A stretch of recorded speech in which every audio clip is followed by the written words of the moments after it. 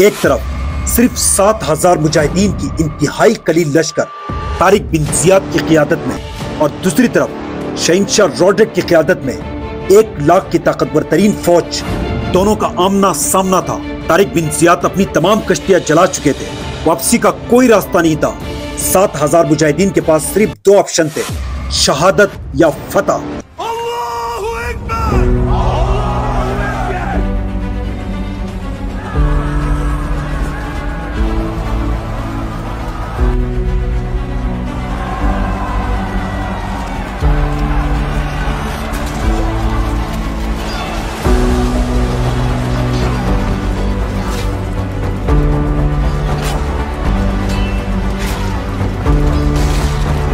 711 عیسوی میں خلافت بنی امیہ کی سلطنت شمالی افریقہ اور مراکش تک پھیلی ہوئی تھی اور اس تمام علاقے کا انتظام موسیٰ بن نصیر کے پاس تھا۔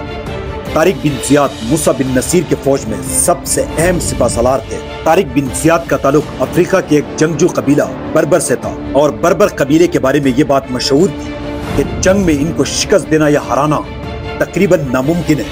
موسیٰ بن نصیر نے اس قبیلے کے ساتھ صلح کر کے اپنے ساتھ ملا لیا تھا اور پھر یہ لوگ آہستہ آہستہ مسلمان ہوتے گئے۔ طارق بن زیاد کے فوج میں سب سے زیادہ مجاہدین کا تعلق اسی قبیلے سے تھا۔ موسیٰ بن نصیر نے طارق بن زیاد کو ان کی قائدانہ صلاحیتوں کی وجہ سے مراکش کا گورنر بھی بنایا تھا اور مراکش کے سمندر پار دوسری طرف خوبصورت پہاڑوں اور سرسبز میدانوں پر مشتمل اندلس کی سرزمین تھی اور یہاں کا بادشاہ شہنشاہ روڈرک تھے۔ انتہائی جابر، سفاک اور ظالم حکمران تھے۔ روڈرک کا تعلق ایک جرمن قبیلہ وسی گوت سے تھا۔ روڈرک یہاں کے لوگوں پر انتہائی مظالم ڈھا رہے تھے اور ان سے زبردستی ٹیکس وصول کرتے تھے اور یہ تمام پیسے اپنی عیش و عشرت پر خرچ کرتے تھے۔ یہاں کے لوگوں کی مالی حالت انتہائی خراب ہو چکی تھی۔ ان کے ظلم و ستم سے تنگ آ کر یہاں کے بہت سارے لوگ شمالی افریقہ اور مراکش میں پناہ گزین تھے اور یہاں کے لوگ اکثر موسیٰ بن نصیر اور طارق بن زیاد سے روڈرک کی مظالم سے نجات دلانے کے لیے اکثر ان سے مدد مانگتے رہتے تھے۔ طارق بن زیاد اور روڈرک کے درمیان جنگ کی ایک بڑی وجہ یہ تھی اور دوسری وجہ یہ بنی کہ اندلس کے عمرہ اپنی بچوں کو ادب و تہذیب سکھانے کے لیے شاہی محل بھیجا کرتے تھے اور بلوغت تک یہ بچے شہنشاہ کے زیر نگرانی تربیت پاتے تھے۔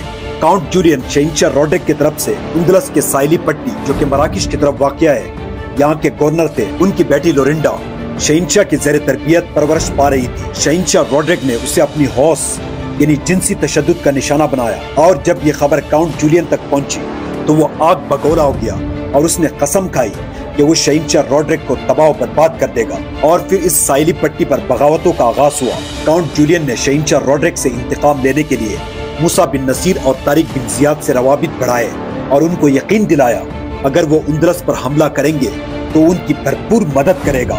موسیٰ بن نصیر ایک عظیم جرنیل تھے اور اس تمام سچویشن کو اچھی طرح سمجھتے تھے۔ آپ نے خلافت بنی امیہ سے اندلس پر حملے کی اجازت دی۔ اجازت ملتے ہی آپ نے طارق بن زیاد کا انتخاب کیا کیونکہ آپ جانتے تھے کہ یہ کام صرف طارق بن زیاد ہی کر سکتے ہیں۔ طارق بن زیاد نے 7,000 مجاہدین کے لشکر تیار کی۔ اس لشکر میں 300 عرب مجاہدین تھے اور باقی تمام مجاہدین کا تعلق طارق بن زیاد کے اپنے قبیلے بربر سے تھا۔ طارق بن زیاد 7,000 لشکر کے ساتھ اندلس روانہ ہوئے اور جبل طارق جبرالٹر یہ پہاڑ آج بھی طارق بن زیاد کے نام سے مشہور ہے یہاں پر پڑاؤ ڈالا اور دوسری طرف شہنشاہ روڈرک جو کہ کاؤنٹ جولین کی بغاوت اور شورش کی وجہ سے اسی علاقے میں موجود تھے۔ طارق بن زیاد کی خبر ملتے ہی شہنشاہ روڈرک نے آس پاس کے علاقے سے 1,00,000 کی فوج تیار کی اور طارق بن زیاد سے مقابلے کے لیے نکل پڑے۔ دونوں لشکروں کا جبرالٹر کے مقام پر آمنا سامنا ہوا اور ایک گھمسان کی جنگ شروع ہوئی۔ ایک طرف 7,000 مجاہدین کی قلیل لشکر اور دوسری طرف 1,00,000 انسانوں کا سمندر۔ 7,000 مجاہدین اور 1,00,000 کا لشکر آپس میں 3 دنوں تک دست و گریباں رہا لیکن کوئی نتیجہ نہیں نکلا۔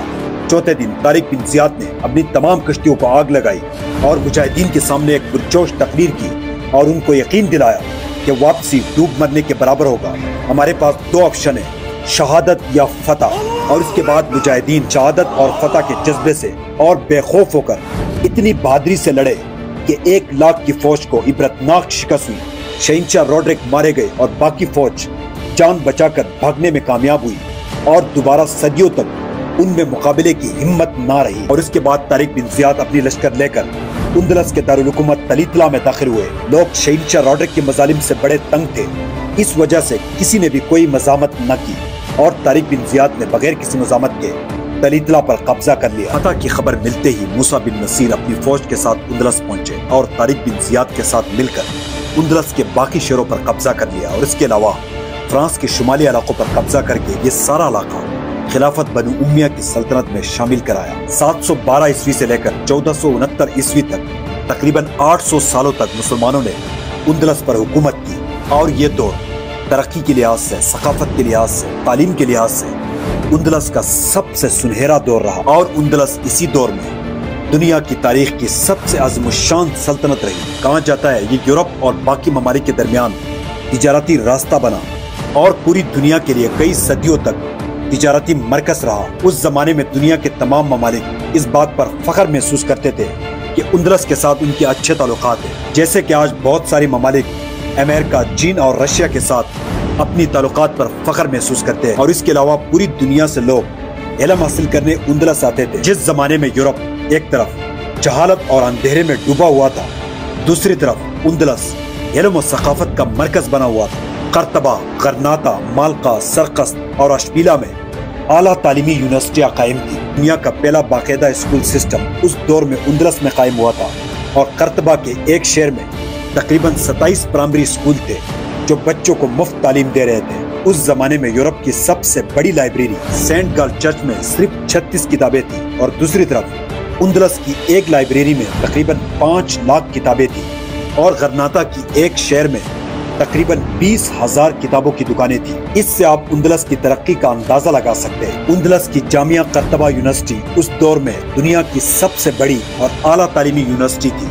آج بھی اس کی عمارت قائم ہے۔ آج کل یہاں پر ایک کیتھولک چرچ بنا ہوا ہے، اور سب سے زیادہ طالب علم یورپ اور فرانس سے یہاں علم حاصل کرنے آتے تھے، اور دنیا میں سب سے پہلے اربن مینجمنٹ سسٹم کا آغاز بھی اندلس سے ہوا۔ قرطبہ دنیا کا پہلا جدید ترین شہر ہے جو کہ بہترین ڈیزائن، بہترین انجینئرنگ اور بہترین نقشے کے مطابق اس دور میں تیار کیا گیا، اور دنیا میں سب سے پہلے واٹر مینجمنٹ کا آغاز بھی اسی شہر سے ہوا۔ دنیا میں سب سے پہلے قرطبہ شہر میں پائپ کے ذریعہ پانی گھروں تک پہنچایا گیا، اور یہاں کے تعلیمی مراکز سے دنیا کے بڑے بڑے فلاسفر، رائٹرز اور سائنٹسٹ پیدا ہوئے، جن میں سے مشہور شمس الدین قرطبی الزہروی، دنیا کا پہلا سرجن جس نے دنیا میں سب سے پہلے سرجری کی اور دنیا کو سرجری کا طریقہ بتایا۔ دنیا کے سب سے بڑے مفکرین ابن راشد، ابن عربی انہی تعلیمی مراکز سے پیدا ہوئے، اور دنیا کے نامور ماہر فلکیات ابن یایا، البتروجی، الزرقالی اور مشہور ماہر طب ابن الہیثم،